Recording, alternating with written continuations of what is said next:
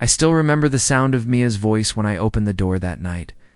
I had come home early for our anniversary, smiling like a fool, holding flowers I never got to give her. Before I stepped into the living room, I heard her say, "I never loved him. He was just stable."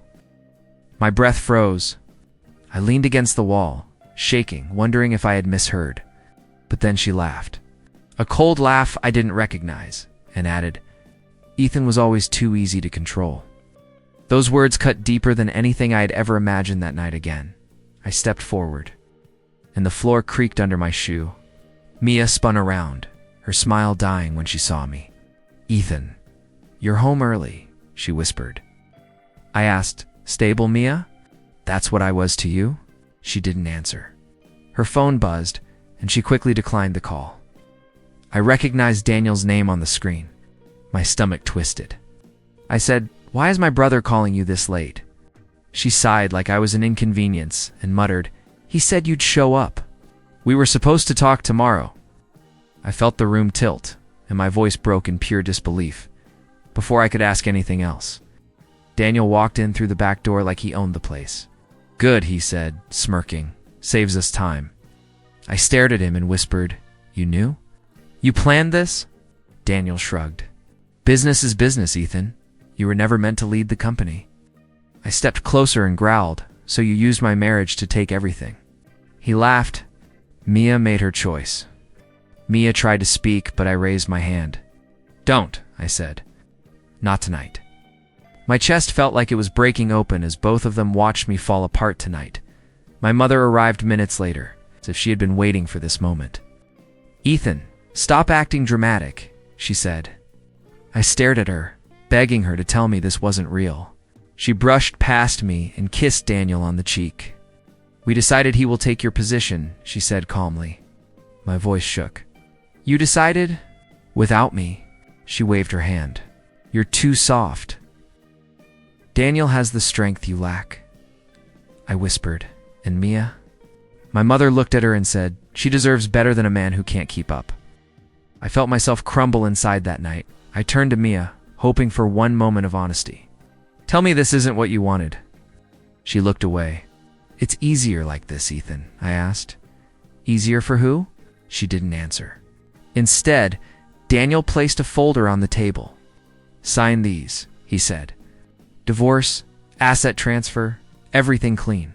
I felt sick. "You expect me to sign my life away tonight?" Daniel replied, "It's already gone.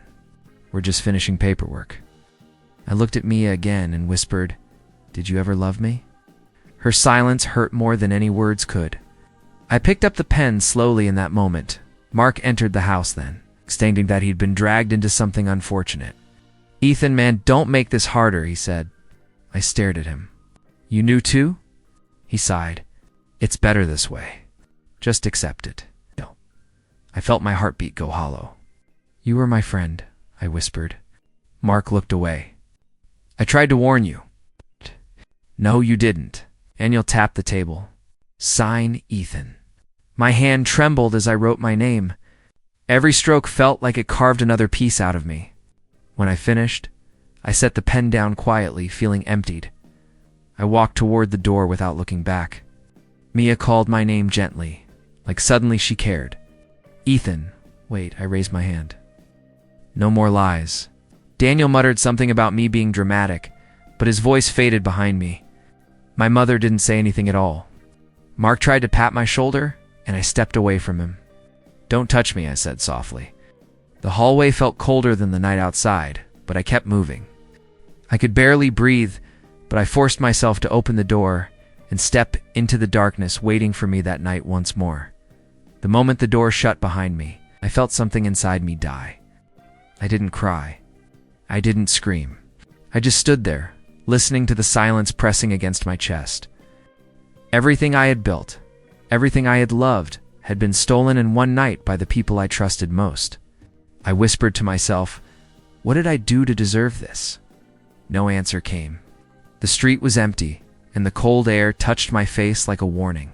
I walked away slowly, feeling like a ghost inside my own skin, knowing nothing would ever be the same again tonight. CHP to 2, I. Moved into the small apartment 2 days after everything collapsed. And the first thing I said out loud to myself was, "So this is where I end up." Hearing my own voice echo in that cold room felt strange. Like I was talking to someone I barely recognized anymore. I sat on the floor and whispered, "Why did they do this to me?" I kept waiting for an answer that never came. The silence pressed against my chest. Heavier than anger, heavier than grief, and I finally said, "Maybe I was never meant to matter to them at all." Ow. The next morning, I called Mark, hoping he would at least pick up. "Man, I just need someone to talk to," I said when the voicemail beeped. He never called back. I stared at my phone and muttered, "Even you're gone now. So I really am alone." Later that day, Daniel released a public announcement about my decision to step down. I read it twice before laughing in disbelief. "So now you're rewriting the story too," I said to the empty room. "You took everything and still want the credit." The bitterness tasted sharp in my mouth in the evening. I tried calling Mia, not to beg, but to ask why she filed for alimony after taking most of what I had. She didn't answer. Instead, she sent a short message. "Handle it with a lawyer." I stared at it and whispered, "You really don't feel anything anymore, do you?" That night, the apartment felt even colder. I sat with my back against the wall and said, "What did I do wrong? Was loving them not enough?" My voice trembled each time I spoke. Did they ever see me? Did they ever care? Saying those questions out loud made the emptiness sharper. I kept replaying every moment from the last week, hoping something would make sense. "Maybe I should have seen it coming," I said. Maybe I trusted too easily. But the more I talked, the more I understood how deeply the betrayal cut. They didn't just take my life. They took my meaning. Hours passed before I finally stood up and said, "I can't keep drowning like this." The truth was, I didn't know how to rise. I opened the window and whispered into the night, "If anyone still believes in me, show me something. Anything." I didn't expect an answer. When my phone buzzed around midnight, I flinched. "Probably another bill," I muttered. But when I looked at the screen, my chest tightened. It was a message from a lawyer's office containing a scanned letter addressed to me. "Who would send me something now?" I whispered while opening it. The moment I saw the signature, my breath broke. "Aunt Rose," I whispered. My hand shook as I read her words. "I know you feel lost," she had written, "but you are not weak. One day they will regret losing you. But first, you must find yourself again." I read it twice. I pressed the phone to my forehead and said, "Why did you wait until now to reach me?" But even as I asked, I felt something shift inside me. Her voice, her certainty, wrapped around the parts of me that had fallen apart. I whispered, "Maybe you still believe in me." I sat down again and let out a breath I had been holding for days. "Maybe I can try again," I said softly. "Not for them, but for me." The idea felt fragile, but real. If she saw something in me, maybe it's still there. For the first time, hope flickered. I looked around the small apartment and said, "This place isn't home. But maybe it's where I start rebuilding." Speaking those words felt strange. Like I was borrowing strength from someone I used to be. I stood and whispered, "I won't stay broken. Not forever." The room stayed quiet, yet I felt something answer inside me, something steady. I nodded to myself and said, "Tomorrow, I start again." Even saying that hurt, but it also healed. For the first time since everything fell apart, I believed I might rise again someday. I wasn't done. I dragged another box across the warehouse floor and muttered, "If this is my life now, at least let me get through tonight without breaking." My hands ached, but I kept moving. Work was all I had. Liam walked past me and asked, "You good, man?" I forced a small breath.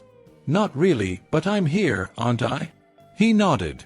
"Take a breather before you pass out."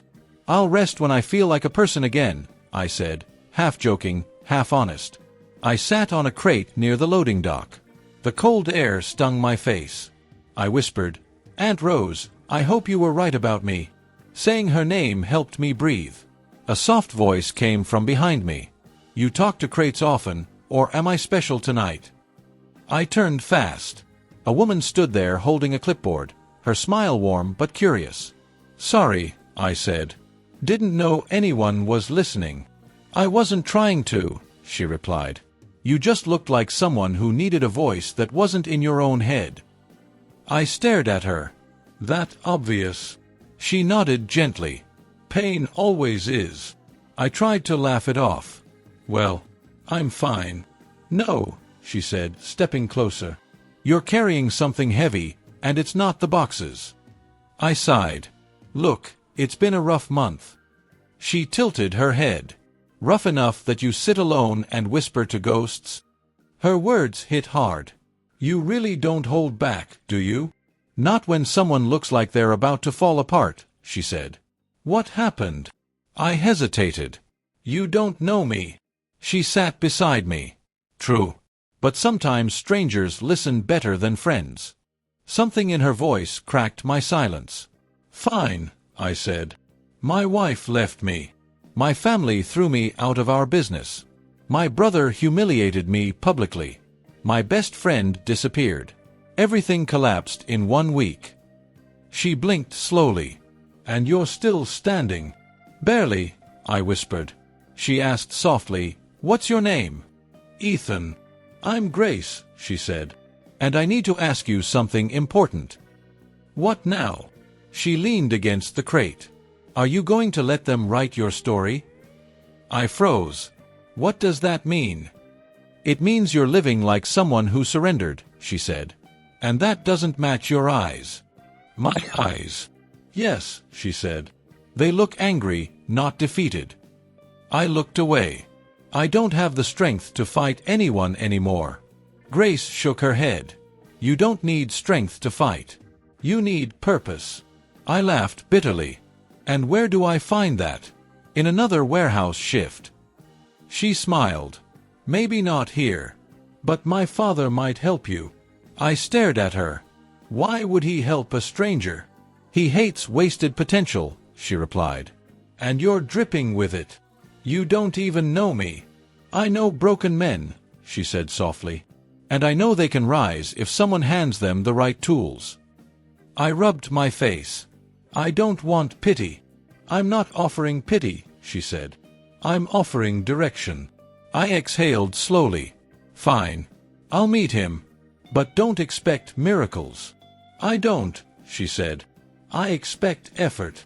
The next afternoon, I followed Grace into a quiet office above a small cafe. An older man sat behind a desk, reading a thick book. Without looking up, he said, You're late. Grace elbowed me lightly. Say something. I cleared my throat. Sorry, sir. Traffic. He finally looked at me. Grace says you collapsed your life in record time. I blinked. That's one way to put it. What did you lose? He asked. Everything, I answered. Good, he said. I stared at him. Good. Yes, he replied. A man who has lost everything becomes dangerous if he learns why he lost it. Grace folded her arms. Told you he was strange. He ignored her and asked me, Do you want to stay broken? No, I said. Do you want revenge? I hesitated. I want my life back. Revenge and rebuilding are cousins, he said. Both require discipline. Do you have any? I don't know anymore. He stood. Then we start with what you do know. What did your family take from you? My business. My home. My dignity. And what did they underestimate? I thought for a moment. Me. Grace smiled at that. Mr. Carter nodded. Good. Then let's rebuild that. He pulled out a notebook. You will learn strategy, negotiation, and leadership. You will study 1 hour before every shift. Grace will check your progress. If you fail to show up once, I stop teaching. I swallowed. Why help me? He answered, Because Grace believes in you. And she is rarely wrong. I looked at Grace. She shrugged. Don't disappoint me. For the first time in weeks, something warm stirred inside me. I won't. 3 weeks passed in a blur of lessons, late shifts, and exhaustion. One night, I said to Grace, I didn't know I could learn this much again. You didn't forget how to grow, she said. You just forgot who you were. I whispered. Do you really think I can rise again? She held my gaze. I think you're already rising. Her confidence shook me in a way nothing else had. Thank you, Grace. She smiled. You'll thank me when you win. By the end of the month, I caught myself saying, I'm not done. They took my life, but they did not take my future. Grace replied, Good. Now build it. And for the first time since everything fell apart, I believed I could. I walked into the warehouse office one morning and said, Liam, remind me again why we thought starting a company with no money was a good idea. He laughed. Because you were desperate, and I was dumb enough to believe in you. Fair enough, I said.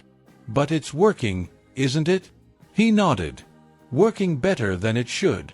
I looked at the stack of orders on the desk. I never thought I'd see numbers like this again. Liam leaned back. Feels good, doesn't it? I smiled quietly. Feels like I'm becoming someone again. Later that day, I met Grace outside the cafe where her father waited. She smirked at me. You're late. I was celebrating, I said. We got 3 new contracts. She raised an eyebrow. And you didn't bring me anything? I brought myself, I said. That's enough, right? She rolled her eyes. Barely. Inside, Mr. Carter looked up from his notes. You're doing well. I'm trying, I said. You're doing, he corrected. There's a difference. I took a deep breath. Thank you. I wouldn't be here without you. He waved that away. Grace chose you.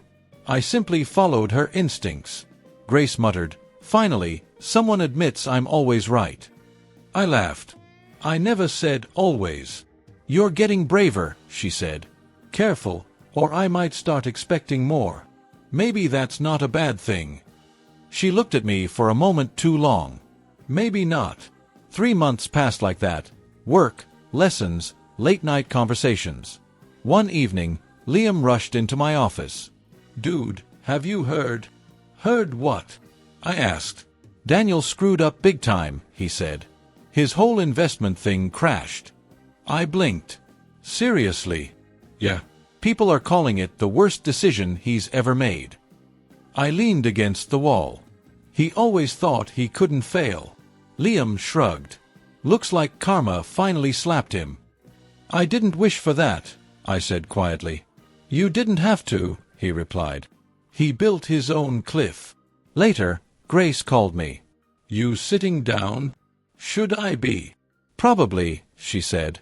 Mia's boyfriend ran off with her money. My breath caught. All of it. Every last cent, she said. She's losing the apartment. I closed my eyes. I don't know how to feel about that. Don't feel anything, Grace said gently. Just notice the pattern. What pattern? When people cut down the only steady person in their life, they eventually fall.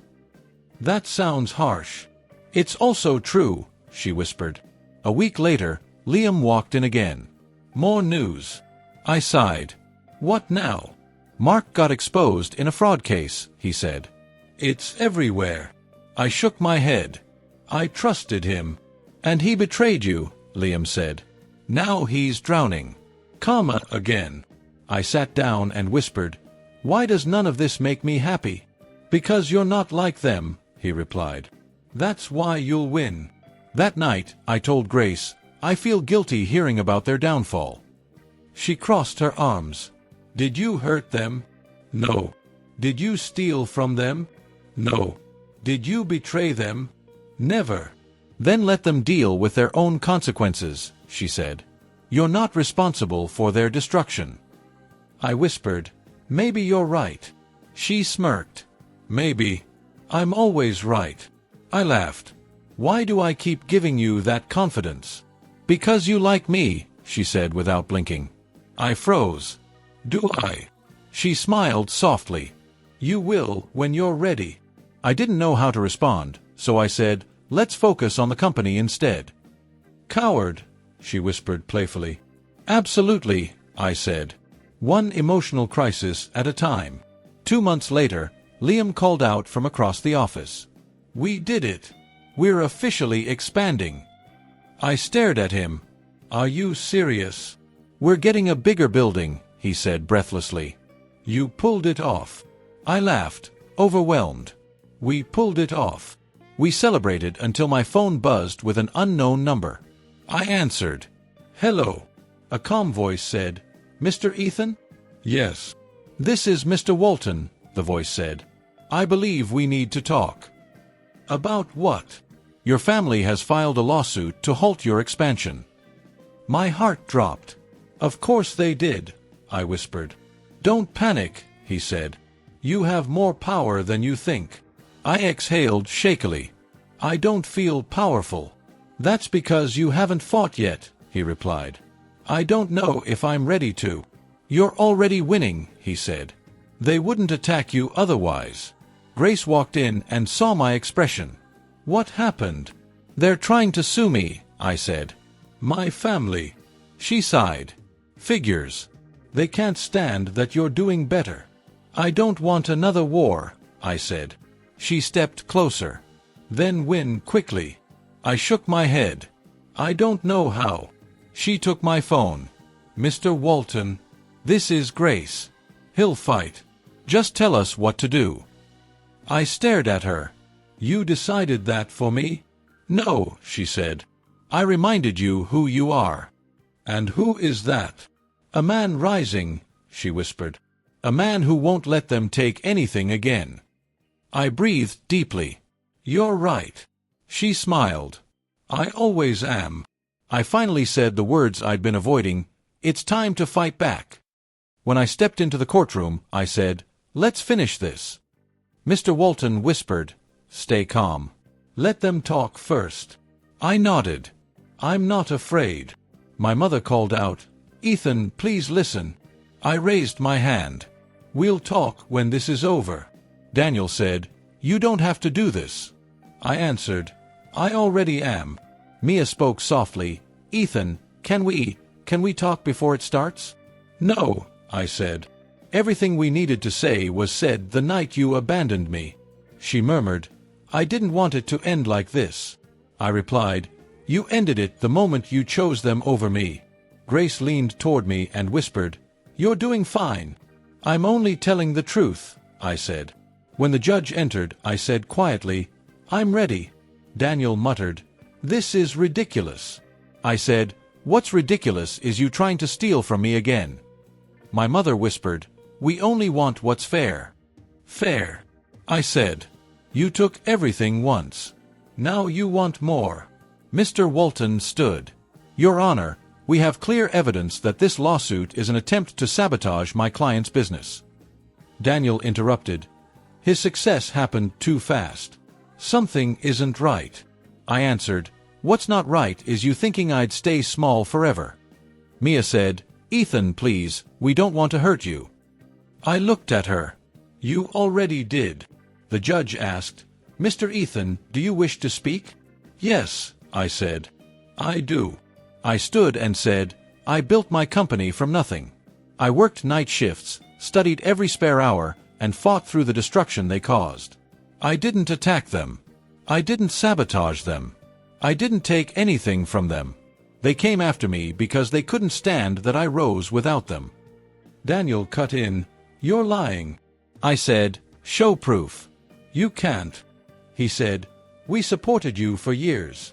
You controlled me for years, I replied. My mother's voice trembled. We are family. I said, family doesn't use you, break you, and then sue you when you refuse to stay broken. Mia whispered, I never meant for things to get this far. I said, you made your choices. Now I'm making mine. Mr. Walton presented documents. Your Honor, these papers show every attempt they made to interfere with his business, including false complaints, blocked contracts, and direct messages threatening to destroy his reputation. Daniel shouted, that's taken out of context. I said, no. That's who you chose to be. Grace whispered, keep going. I said, I have nothing to hide. They attacked me because they expected me to fail. And when I didn't, they panicked. My mother said softly, Ethan, please, we were scared. I replied, scared of what? Of seeing me stand without you. Mia said, I should have stayed. I know that now. I answered, you stayed long enough to break me. The judge asked, Mr. Ethan, what outcome do you want today?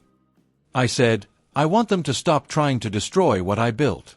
I want them to walk away and accept that I'm not theirs to control anymore.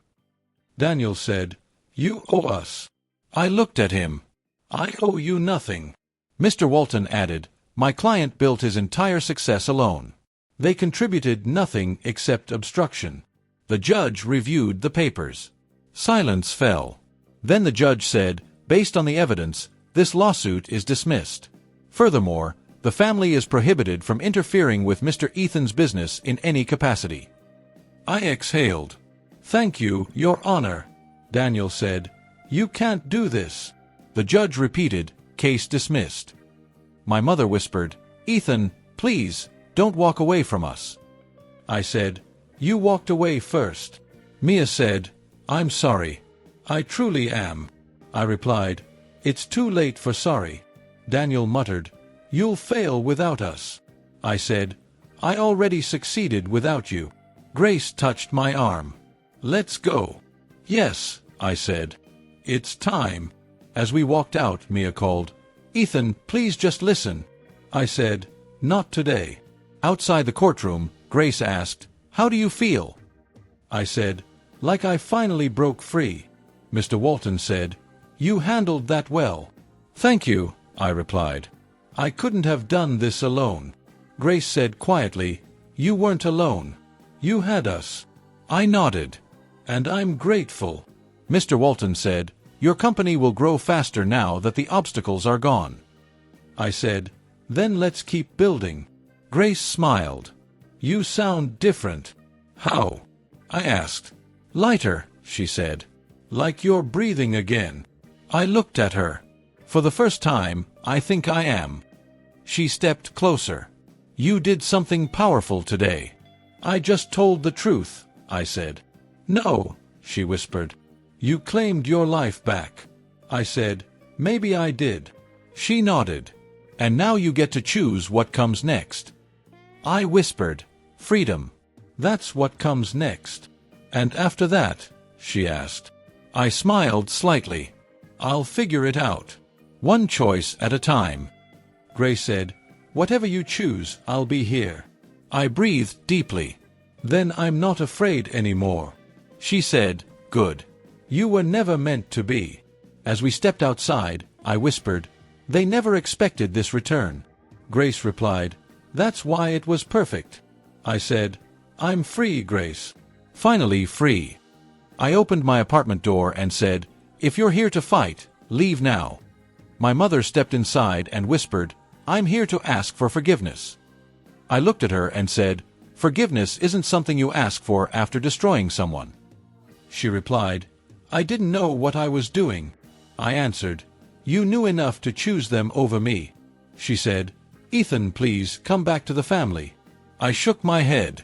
There is no family for me to return to. Daniel appeared behind her and said, I messed up, okay? I need your help. I replied, you didn't care when I needed you. He muttered, I was jealous. I said, jealousy isn't an excuse for betrayal. He whispered, I don't know how to fix this. I replied, then start by accepting that I'm not your tool anymore.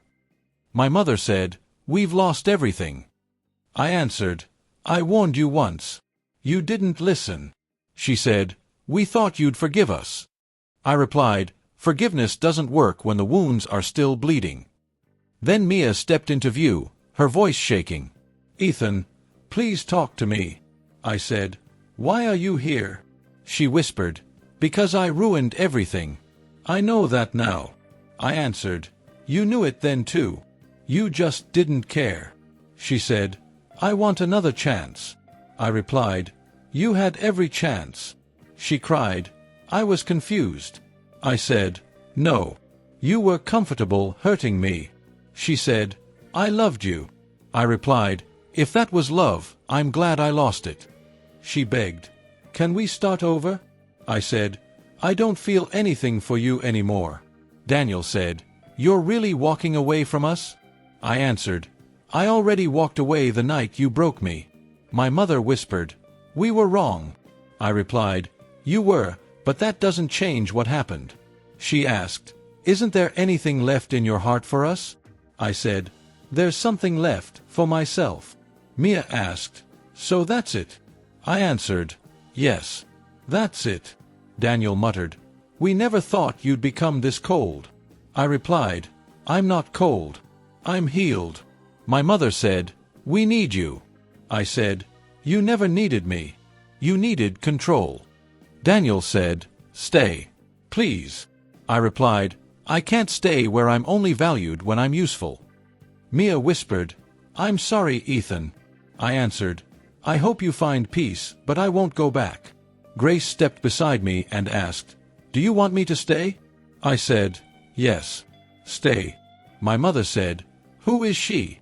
I replied, "Someone who didn't break me." Daniel said, "So she replaced us?" I answered, "No. You replaced yourselves when you pushed me out." Mia cried, "I loved you once." I said, "And I loved myself too little to see the truth." She whispered, "And now?" I answered, "Now I love myself enough to leave."